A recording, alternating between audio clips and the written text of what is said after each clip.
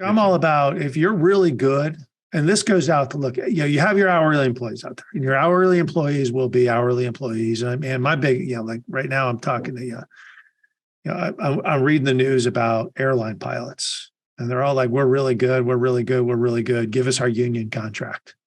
And I'm like, the minute you say, "Give us your union, give us our union contract," you're not really good. You're just looking for a paycheck, and that's Right. it. You figure out, if you guys as a collective group can figure out how to make your airline hum like a Swiss watch, and you're working with management, we'll talk.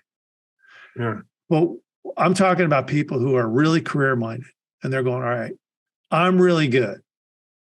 If you're really good and you can really take a company or a P&L or a territory to new heights, you know, you take the base salary that you can live on, and then you work for the upside, which you can thrive on, because then your goals are aligned with your employer's goals, and everybody's really happy at the end of the year. That's what it comes down to.